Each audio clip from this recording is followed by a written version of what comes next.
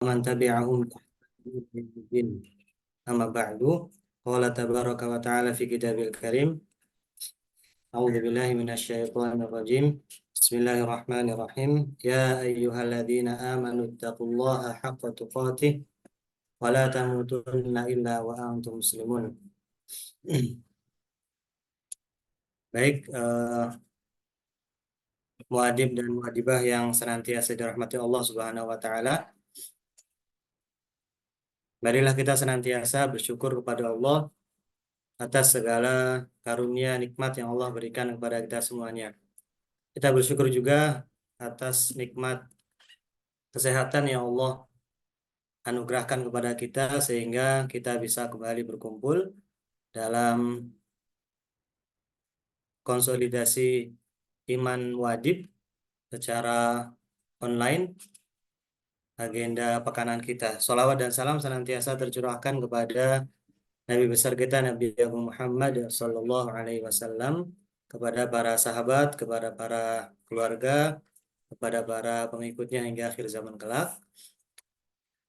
Sebelumnya, kaifa halukum? Baik, ya. Alhamdulillah. Baik, Semoga Ustaz. senantiasa dalam lindungan Allah Subhanahu wa taala.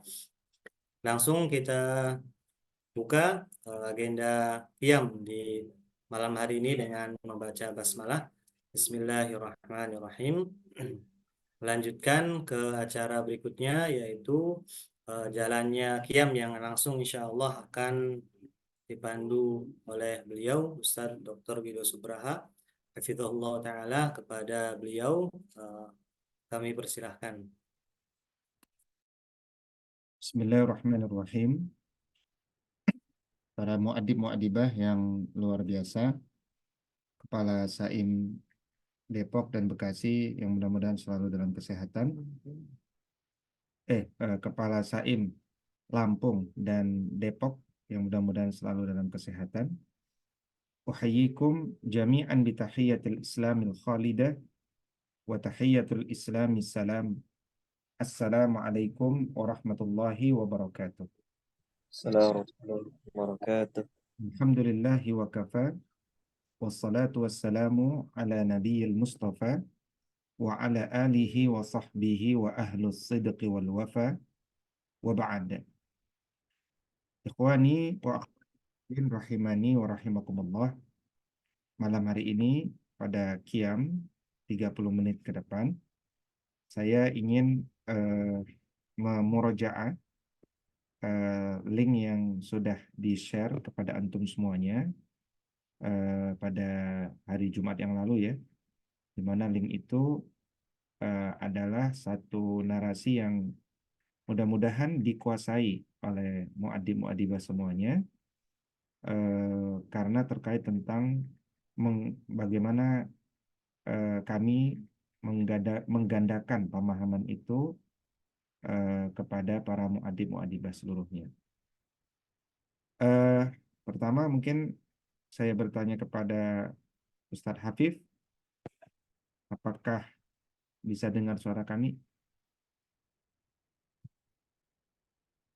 Terdengar, Ustaz. Baik. Apakah Ustadz Hafif sudah sempat membaca link dimaksud? Alhamdulillah sudah, Ustaz. Baik. Walaupun belum tuntas. Oke. Jazakallah khair. Kira-kira apa yang antum peroleh dari tulisan tersebut? Dipersilakan. Yang paling Anda ingat tentang target dan motivasi dari sekolah adab, yang pertama adalah melahirkan kemanusiaan yang adil dan beradab berbasis dengan tadabbur Al-Quran dan islamisasi sains.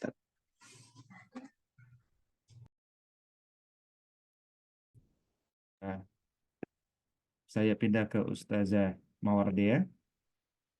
Apakah Ustazah Mawardia sudah membaca linknya? Alhamdulillah sudah, Ustaz. Apakah sudah selesai membacanya? Belum tuntas. Baik. Apa yang sudah didapat dari bacaannya?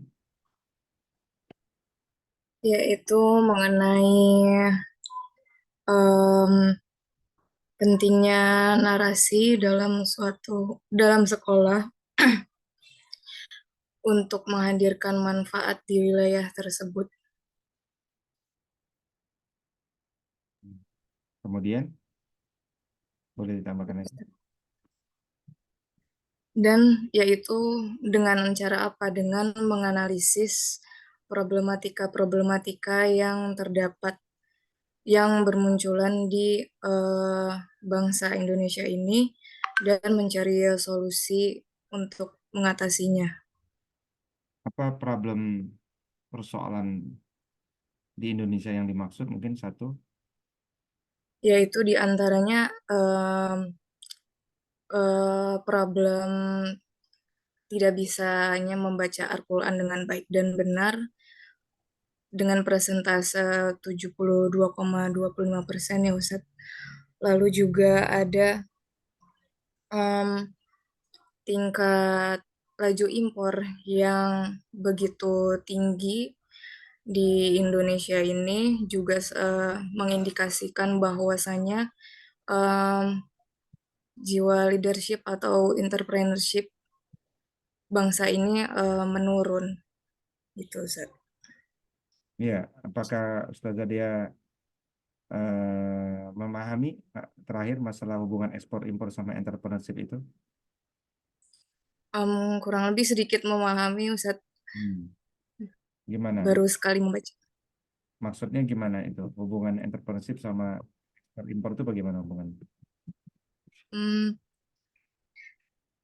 Yang saya pahami Ustaz tentang itu karena di dalam entrepreneurship itu ada beberapa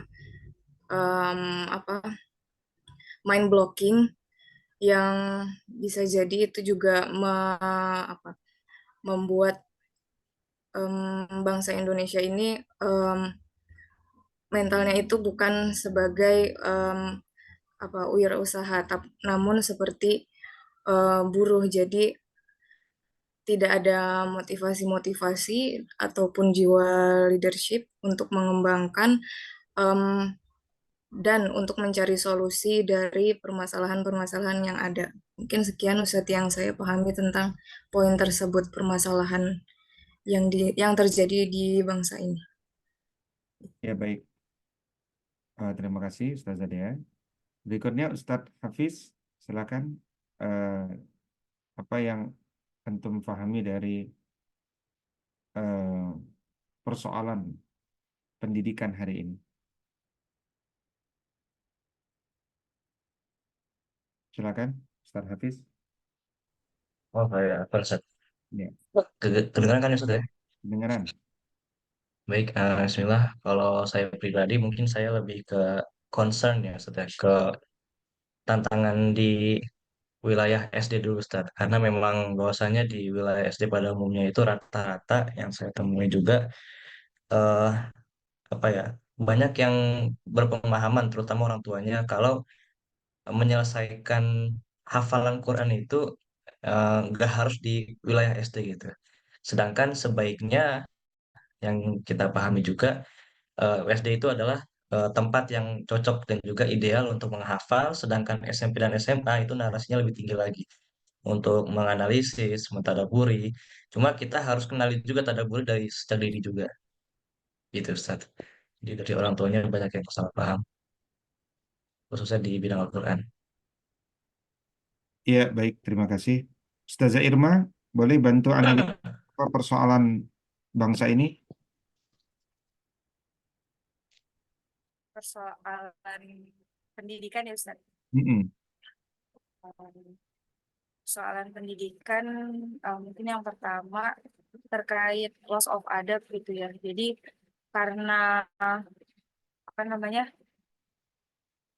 tidak dalam suatu kurikulum atau pendidikan itu kan terdapat nilai gitu ya.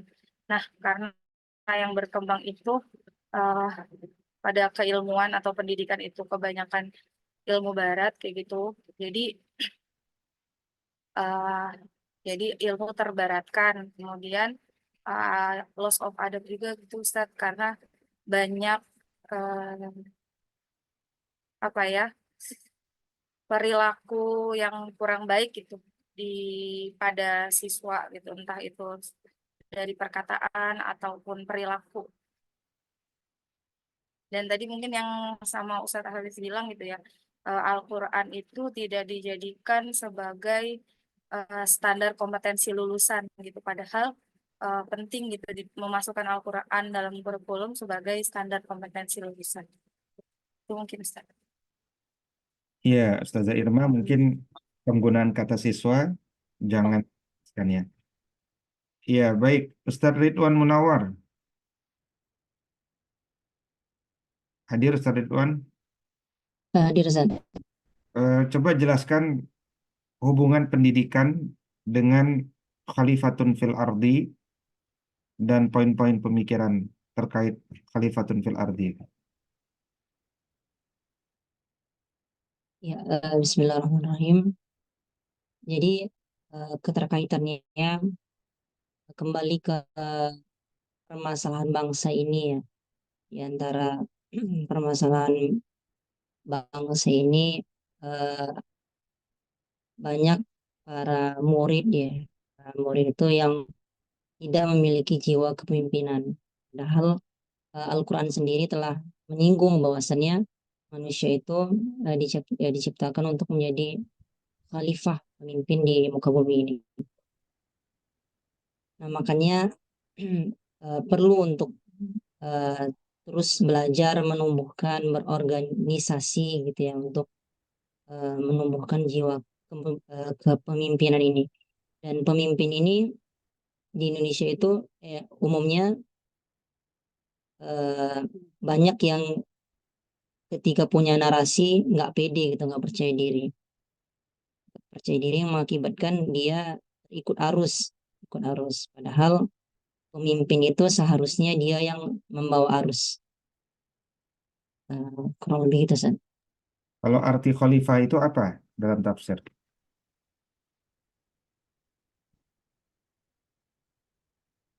Yang Anda paham pemimpin aja, San. Pemimpin bukan ya, di tulisan yang dibaca. Antum udah baca tulisannya? Baca cuman baca sekali satu terus nggak lengkap juga sistem. Coba antum dengarkan Ustadz Adani menjelaskan apa itu arti khalifah, Ustadz Adani.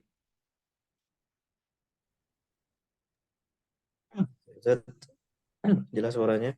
Jelas. Ya, Bismillahirrahmanirrahim. Khalifah ya. Khalifah itu kan secara bahasa ya dari ya, khalafa. Ya, artinya pengganti gitu ya. Jadi khalifatun fil ardi itu adalah sosok pengganti ya yang ada di muka bumi dan juga disebut sebagai sosok pemimpin yang mana itu adalah tujuan penciptaan manusia yang ada di muka bumi. Nah, ya ayatnya sangat jelas sekali dalam banyak ayat ya diantaranya yang sering kita dengar pada surah Al-Baqarah itu awal-awal bahwa Allah Subhanahu wa taala menjadikan ketika Allah berfirman kepada malaikat inni ja'ilun fil ardi khalifah, sesungguhnya aku menjadikan di muka bumi itu ya khalifah. Ya, khalifah itu kan generasi pengganti ya, betul ya.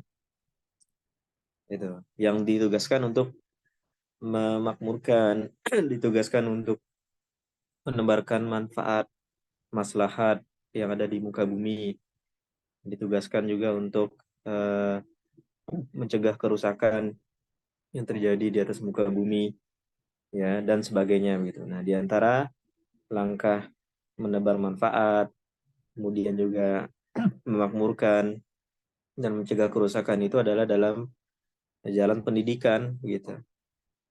Jalan pendidikan. Nah, inilah yang sedang kita tempuh bersama menjadi generasi yang khalifatun fil ardi dalam jalan pendidikan, khususnya dalam pengadaban gitu. Itu mungkin. Ya, bisa ditambahkan generasi pengganti. Pengganti siapa? Oh, Ustaz? Generasi pengganti kan? Dan Iya, pengganti siapa? pengganti siapa? Nabi Adam Ustaz ya? Eh, Bukan. ya, Pengganti Tuhan ya, wakil Tuhan, nah, khalifatun. jadi kalau Nabi Adam dia khalifah, artinya pengganti, Hmm, ini bahasa kias ya, pengganti Tuhan, wakil iya, Tuhan, ya. Wakil Tuhan dalam pengertian Allah menugaskan manusia untuk menjalankan fungsi merawat bumi ini. Nah, tapi kemudian pasca Nabi Adam wafat, tentu ada generasi yang menggantikan berikutnya dengan misi yang sama, dengan misi iya, yang diturunkan, gitu. Iya, Ustaz nih. iya Ustaz. Ustaz Ridwan, udah paham belum? Paham insya Allah, Ustaz. Baik. Ustaz Ridho, untuk melahirkan generasi Khalifatun fil Ardi itu seperti apa seharusnya yang dilakukan? Bismillahirrahmanirrahim. Ustaz, kalau untuk membentuk generasi Khalifatul fil Ard, pemakmur bumi, tentu kita kembalikan lagi kepada sumber daripada keilmuan itu. Sebagaimana kalau kita tilik di Quran surah Al-Baqarah ayat 32 itu, kan memang Allah lah yang memiliki ayat 31, Allah lah yang memiliki ilmu, dan kembalikan lagi manusia itu kepada nilai-nilai Al-Quran itu. Karena kalau kita mengembalikan manusia itu kepada Al-Quran, maka manusia itu akan mulai terisi dengan nilai-nilai Al-Quran itu. Bukan hanya kepemimpinannya, tetapi bagaimana etika merawat lingkungan dan sebagainya itu secara perlahan-lahan bisa masuk ke dalam jiwa manusia itu, Ustaz. Jadi generasi Khalifatun fil Ardi itu harus seperti apa?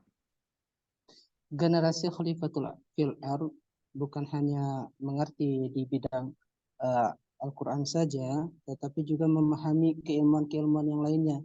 Karena untuk bisa menerapkan Al-Quran bukan hanya membutuhkan ilmu tafsir saja, tetapi juga memerlukan ilmu-ilmu yang lainnya. Seperti kayak bagaimana kita bisa memelihara bumi kalau kita tidak mengetahui sains. Bahkan di dalam Al-Quran itu kan juga banyak-banyak sekali ayat sains, ayat yang membahas tentang hitungan dan sebagainya. Bukan hanya mempelajari bacaan Al-Qurannya saja, tapi mendalami makna Al-Quran itu diikuti juga dengan ilmu-ilmu yang lainnya. Apakah Nabi Adam alaihissalam sudah menguasai cabang-cabang ilmu lainnya? Afwan Ustaz, bisa minta tolong? Putus ya. Afwan Ustaz, bisa Apakah minta tolong diulangi karena sinyalnya terputus-putus, Ustaz. ya, Afwan. Apakah Nabi Adam sudah memiliki beragam cabang ilmu? Insya Allah sudah, Ustaz, karena Allah sendiri yang mengajarkan beliau. Bagaimana bunyi ayatnya? A'udzu billahi minasyaitonir rajim. Wa 'allama Adam al-asma'a kullaha thumma 'aradahum 'ala al-mala'ikah faqala anbi'uni bi asma'i ha'ula'i in kuntum shadiqin. Baik, barakallahu fiik. Ustaz Baba, Siap. udah baca linknya belum? Belum, Tat. Istighfar 10 kali nanti. Baca dulu link. Oke, lanjut Ustadz Ikhwan. Astagfirullahaladzim. Iya, Ustaz. Ustadz Ikhwan sudah baca linknya. Belum, Ustaz. Nah, istighfar 10 kali. Ustadz Adib. Ustadz Adib dari Gresik. Udah baca belum? Astagfirullah. Ya. Belum? Nah, baik. Ustazah Indana.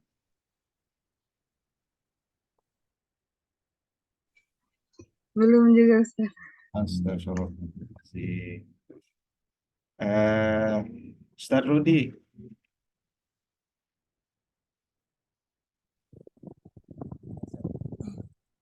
Sudah membaca linknya?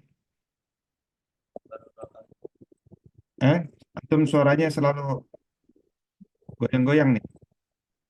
Suaranya, suara antum Iya. goyang ini. Ada kipas atau ada apa itu? Ya Ustaz, baru sekali baca Ustaz. Udah baca sampai selesai apa sepintas? Ya, selesai pintas nih. Kalau selesai meskipun sepintas, saya mau nanya, kalau membangun jaringan sekolah adab baru di wilayah, itu kira-kira apa yang harus diperhatikan?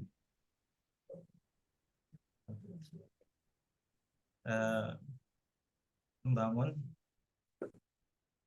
Kalau ingin membangun jaringan sekolah adab di wilayah, apa yang harus dipertimbangkan dan diperhatikan? yang dipertimbangkan yang pertama lokasi atau lokasi, kemudian kita membangun muadibnya.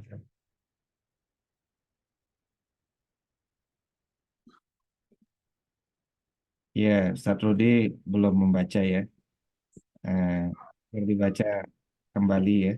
Silakan Ustaz Supri, apakah sudah sempat membaca Ustaz Supri? Sudah Ustaz ya, tapi tidak banyak, belum sampai habis Ustaz ya. Oh, belum sampai habis ya. Baik, kalau gitu saya minta antum semuanya bisa menyempatkan malam ini membaca sampai habis. Insya Allah nggak panjang itu, pendek sih tulisannya ya. Nah, tulisan itu dibuat supaya pemahaman sekolah adab itu tergandakan ke antum semuanya. Jadi antum semuanya bisa berbicara hal yang sama ya. Setelah dan itu bicara baru standar pertama ya, standar pandangan hidup. Standar pandangan hidup kita dalam bab perjuangan sekolah adab ini harus sama ya. Nanti setelah itu nanti kita bicara standar kompetensi lulusan. Setelah ini kita bicara standar pendidik dan seterusnya. Kita masih mulai pada standar pandangan hidup ya. Jadi saya mencoba menarasikan secara runut dan sistematis ya, TSM ya, terstruktur, sistematis dan masif. Jadi mulai dari mukaddimah, itu saya mukaddimah ya, mukaddimah apa, kemudian setelah mukaddimah antum harus kuasai persoalan. Jadi semua guru sekolah adab itu harus tahu bahwa ada persoalan ya, jadi berniat melibatkan diri dalam menghadirkan solusi bagi persoalan itu ya. Persoalan apa? Persoalan bangsa. Nah, persoalan bangsa itu kan muncul sebenarnya karena eh, bangsa itu sendiri adalah lulusan dari dunia pendidikan ya. Jadi jangan jangan heran kalau bangsa ini tidak berbicara dengan narasi dari Quran, baik ketika jadi politisi, jadi tentara, jadi polisi, jadi presiden gitu ya. Karena ya memang ada persoalan di dunia pendidikannya. Di antara persoalan itu tadi adalah 72,2% bangsa Indonesia itu nggak bisa baca Quran dengan baik. Karena memang tidak dijadikan syarat lulus SMA pun bisa baca Quran tuh nggak dijadikan syarat di Indonesia ini. Itu kan persoalan. Nah, maka kita membuat kontribusi supaya persoalan itu selesai. Ya, melalui jalur pendidikan. Maka kita buat identifikasi masalahnya apa sih? Ya, makanya dibuat ada matriks masalah. Nah, masalah itu bagi orang beriman selalu dianggap sebagai challenge, tantangan. Jadi kalau antum semua punya masalah, rubahlah mindset masalah itu jadi tantangan. Nah, orang beriman itu kalau mengkritik, apalagi mengkritik pemerintah, dia selalu mengkritik tapi juga dengan solusi. Ya, jadi jangan membiasakan mengkritik nggak ada solusi. Kita hadir mengkritik pemerintah tapi dengan solusi. Di tantangannya kita jelaskan, ada solusinya. Gitu. Nah, saat ini kita memulai perjuangan itu di tingkat SD. Berarti harus tahu apa tantangan khusus SD.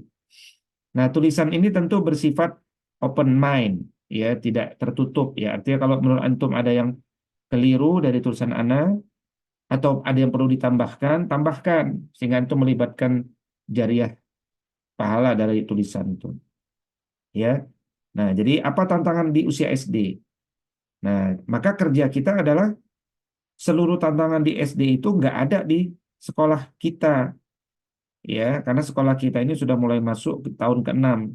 Jangan sampai ada di sekolah kita itu tantangan ini. Maka solusinya kita susun, ya, solusinya kita susun. Ada matriksnya berdasarkan identifikasi, ya. Nah, setelah kita siap, kita tahu masalah, kita punya rencana, kita bangun narasi. Nah, narasinya enggak dikarang, yaitu narasi tentang khalifatun fil ardi. Bahwa khalifatun fil ardi itu tujuan penciptaan manusia, bahwa untuk melaksanakan amanah itu butuh kompetensi yang lengkap, bahwa sumber kurikulumnya hanyalah dari Allah, yaitu Al-Quran. Itu semuanya memang ada dalam Quran, gitu ya. Nah, itu generasi khalifatun fil ardi. Nah, kita ini hidup di kurikulum merdeka yang kurikulum merdeka itu menggunakan istilah baru, namanya generasi Pancasila.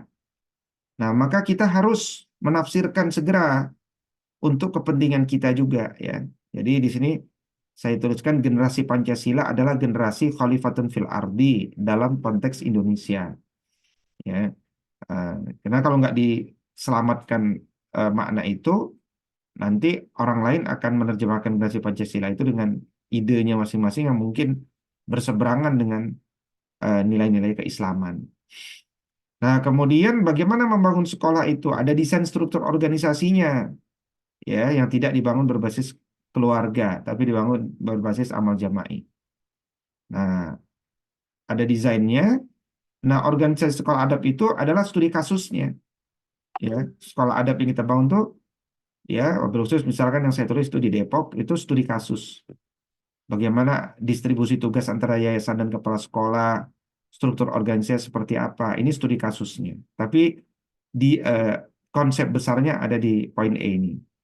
Nah, setelah struktur organisasi dibangun, organisasi kemudian ditugaskan untuk mensukseskan visi dan misi. Visi dan misi itu seperti apa? Nah, studi kasus di sekolah adab. Kemudian setelah visi dan misi, bangun budaya sekolah. Ya, budaya sekolah. Budaya sekolah itu yang membangun cita rasa, keunikan, militansi, kecintaan, dan seterusnya. Nah, mulai dari tagline-nya, logonya, prinsip dan motivasinya, ini studi kasus dari sekolah adab. Baru kemudian kita bicara desain kurikulumnya. Ya, desain awalnya seperti apa? Ya, dan yang disebut kurikulum itu ada 4 area, ya. Tujuan kurikulumnya apa, isi materi kurikulumnya apa, media sarana prasarananya apa, dan metode pembelajarannya apa. Itu 4 kurikulumnya. Yang disebut kurikulum itu ada 4. Tujuannya, isi materinya, media sarana prasarananya, dan metode pembelajarannya. Itu Ustaz Supri. Ini kata Supri kalau ditanya, apakah 4 area kurikulum, ya? Kalau bangun kurikulum itu apa saja yang perlu diperhatikan? 1, tujuannya. 2, isi materinya. 3, media sarana prasarananya. 4, metode pembelajarannya. Baru kemudian nanti ada evaluasi, ya.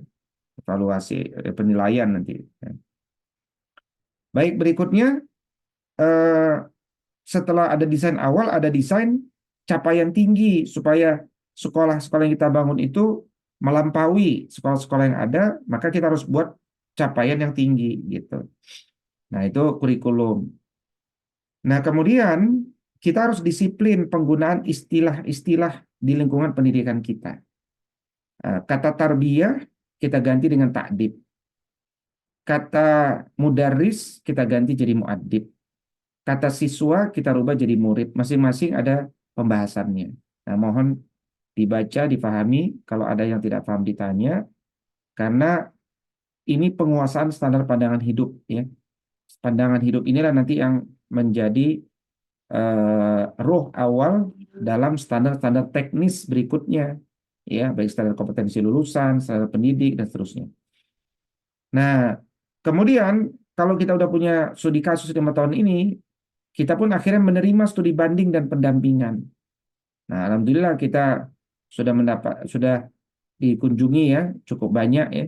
Bahkan kita juga melakukan pendampingan kepada banyak pihak dan semua kita catat, kita dokumentasikan secara rapi apa saja masukan-masukan mereka, termasuk 2 hari ini kita menemani Yayasan Generasi Robbani Bengkulu, ya itu juga Bengkulu tadi mengajukan proposal dia mau bangun sekolah adat cabang Bengkulu, ya, tapi saya katakan pastikan berbagai halnya. Nah ini bagian daripada grand design besar kita bahwa gerakan sekolah adab itu harus menjadi gerakan besar nasional sifatnya, ya studi banding. Nah kemudian kita juga berusaha mengembangkan jaringan sekolah adab itu. Nah apa yang harus diperhatikan ketika kita mengembangkan jaringan sekolah adab itu? Nah yang harus diperhatikan adalah bahwa jaringan itu akan menjadi pusat adab wilayah di daerah masing-masing. Nah, dia punya kelas-kelas percontohan. Nah, maka itu prasyaratnya adalah dia tidak dibangun berbasis yayasan yang bersifat keluarga, melainkan yayasan yang memang berisi para pejuang. Siap mentaati seluruh standar dan peraturan yang ditetapkan oleh pusat. Nah, jadi biasanya kalau kita membangun wilayah itu ada 2 yayasan, yayasan kita dan yayasan wilayah. Bagi tugasnya gimana? Yayasan kita di standarisasi sekolah adabnya, standarisasi kurikulum, pembinaan muadib, evaluasi pengembangan. Nah, yayasan wilayahnya fokus pada membangun gedung wakafnya, kesejahteraan guru yang mendekati standar pusat, kontrol tegaknya ekosistem dan SOP sesuai pusat, ya, dan fokus menjadikan sekolah adab di wilayah sebagai pusat adab wilayah.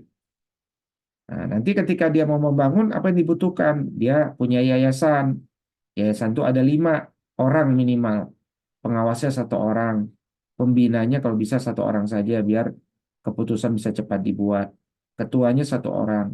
Sekretarisnya 1 orang. Bendaharanya 1 orang. Langkah kedua kita lakukan edukasi pasar di wilayah, ya, supaya dibersihkan isi kepala orang tua yang biasanya melihat sekolah lebih pada gedung, ya. Salah satu cara kita adalah dengan menyelenggarakan program sekolah adab untuk orang tua. Kemudian menetapkan kepala sekolah yang siap mensukseskan konsep pendidikan ini, baru menyiapkan pendidik yang siap menjalankan konsep adab melalui program sekolah adab untuk guru.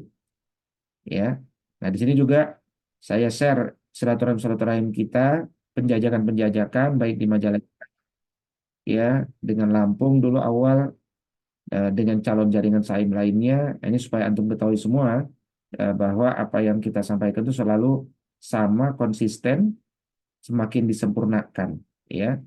Nah, ini kira-kira satu standar pandangan hidup yang betul-betul harus dikuasai oleh seluruh pendidik, ya, sehingga terjadi duplikasi pemahaman, duplikasi narasi, sehingga antum melepaskan diri dari perasaan sebagai karyawan, tapi justru antum masuk pada wilayah yang lebih mulia, yaitu sebagai pejuang, ya, pejuang adab. Nah, sampai di situ mohon antum semuanya menyempatkan membaca malam ini sampai selesai, tidak sepintas tapi paham betul, buat catatan yang kurang paham. Nah, saya mau nanya, ada yang antum ingin tanya enggak? Menunjukkan bahwa antum sedang berpikir tuh. Dari link yang sudah di-share itu, ada yang mau antum tanya enggak? Dipersilahkan.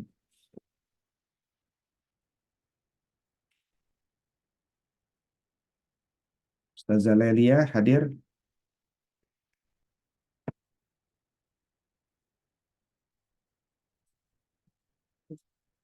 Masih sakit ya?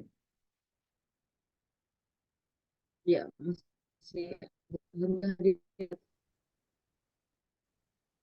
Iya.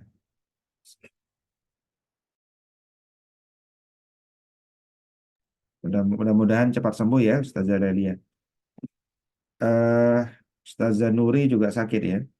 Ustazah Ustazah Indana, ada yang mau ditanyakan nggak? Masih mikir Ustaz. Masih mikir, itu bagus, itu yang penting mikir ya. Ustazah Dea, ada yang mau ditanya nggak?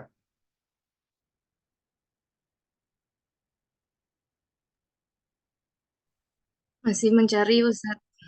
Belum. Ya, baik. Jadi Ustazah Dea, Ustazah Indana sebagai guru-guru baru, eh, pelajari.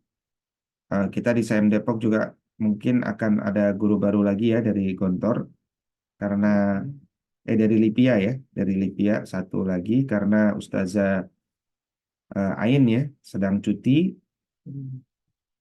Eh, Iya, Ustazah Ain ya yang cuti ya, Insya Allah pekan depan mudah-mudahan lahiran.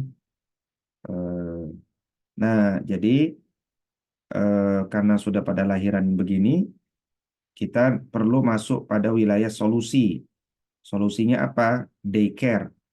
Ya, kita harus mulai mengembangkan daycare untuk guru-guru kita.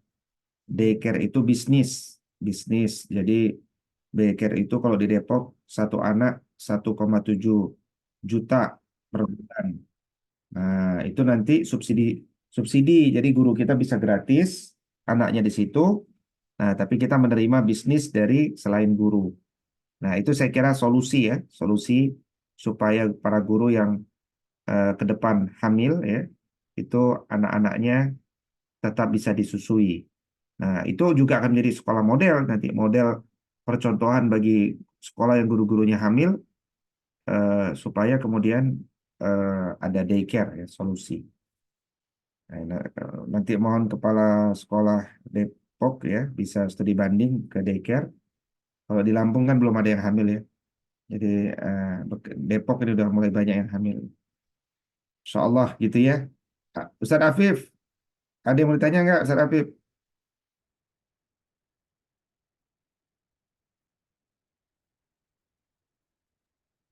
Belum, Ustaz. Oke, berarti nanti kalau ditanya lagi insya Allah sudah bisa jawab ya. Baik, dari saya cukup sekian. Sekali lagi Allah. dibaca ulang di murojaah. Kalau ada yang keliru dari tulisan itu, segera sampaikan kepada saya. Kalau ada yang kurang, segera ditambahkan. Dan nanti kita testing ulang. Ya, Ustadz Baba kita testing ulang. Oh, ya. Ustadz Adib kita testing ulang. Ustadz siapa lagi tadi? Ustadz Ikhwan ya. Kita testing ulang. Insya Allah. Akan, Demikian. Ustaz. Aku qouli hada wa astaghfirullah. Ustaz. Ya, Ustaz Afif. Akan, Ustaz. Tadi kan sempat baca. Tambahannya lupa. Di sana ada wibawa apa atau memang tulisannya wibada, Ustaz? Gimana? Kalimatnya apa? Apa ya kalimatnya? Lupa tadi. Berwibawa. Kata-katanya berwibawa ya, berwibawa. Iya, benar. Melainkan motif perjuangan untuk institusi pendidikan berwibawa yang mampu bertahan lebih dari sahabat ini gitu maksudnya? Ya, mungkin itu ya. Tadi tulisannya soalnya berwibadah. Beribadah. Berwibadah. Mungkin ada juga beribadah. Ibadat. Ini dia ini. Ini ya. Ini ya. Berwibawa. Udah dari perbaiki nih yang di sini. Baik, jazakallah. Siap, Ustaz. Baik, ada pertanyaan mohon dibaca sekali lagi sampai selesai ya, jangan ditunda-tunda. Insya Allah kita masuk ke standar kedua soalnya. Nah, nanti kalau udah di Murojaah semua selesai, tulisan itu baru jadi buku, jadi handbook untuk sekolah adat. Silakan Ustadz Supri. Baik, Saya ucapkan syukran jazakallah khairan pada Ustaz Wido yang telah menyampaikan materi pada qiyam kali ini. Kita akhiri bersama-sama agenda qiyam kita dengan membaca hamdalah. Alhamdulillahirabbil alamin. Dilanjut dan kafaratul majlis. Subhanaka Subhanakallahumma bika asyhadu an la ilaha illa anta Baik. Assalamualaikum warahmatullahi wabarakatuh. Waalaikumsalam warahmatullahi wabarakatuh. Oh, iya, warahmatullahi wabarakatuh.